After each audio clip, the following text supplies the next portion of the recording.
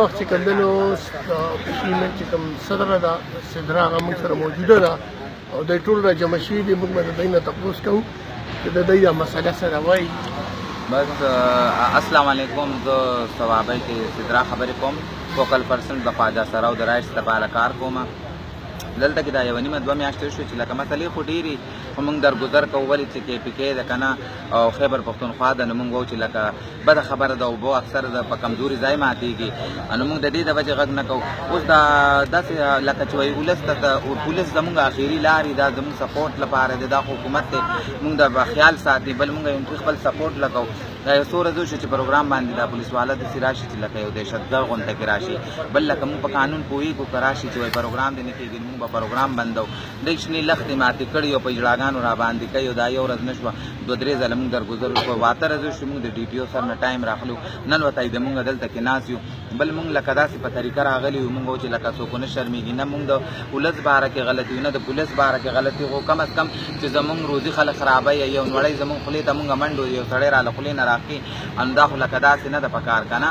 بل حکومت هم موږ له څه داسې دغه نه دي کړي وعدې ډېرې کړي دي داسې څه کار یې نه دی کړی چې لکه مثال دا دوی موږ له یا تنخوا مقرر کړي نو دا کم کار چې دوی موږ سره کوي پیسې خو هم راغلي وي نه موږ ته څه نه دي میلاو شوي. سر جي هغه خبره وایي جوټې حکومت جوټې وعدې خو بله خبره دا ده چې موږ په خپل حال پرېږدي نو دا لا صحیح ده. خو خبره ټول مین خبره دا ده چې کله موږ پروګرام لزو نو دې کې صرف زما روزي نه زه ګډېږم زما روزي ما سره پیسو ټولولو والا مرګ خواجه سرای د هغه بال بچېدار دی د هغه روزي پکې بیا سونډ غږولو والی د هغه روزي بل ګاډي والی را سره د هغه بچي د هغه روزي زموږ ټوله روزي پکې خرابېږي نو دا خو نه ده په کار که نه. نو لا یو ځل باندې نه شوه دوه ځله نه شوه پښتو هغه متل دی تاسو پرامن احتجاج کوئ او پرامن احتجاج په داسې کوو که کله موږ ته دلته نه لکه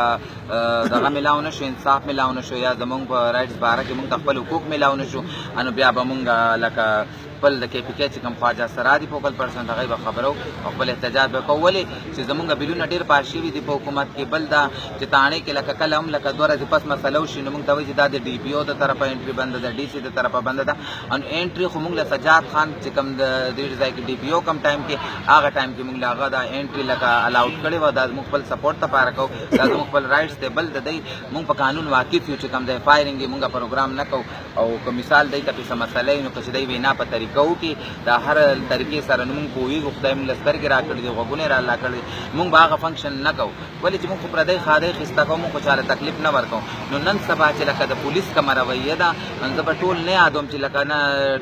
خو خراب په هر فیلډ کې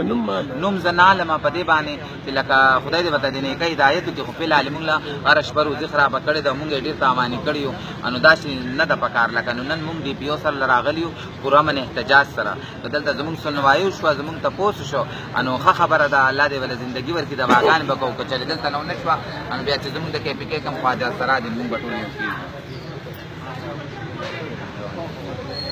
تا خو پکې راولم ما پکې سره راغلی تا پکې راولم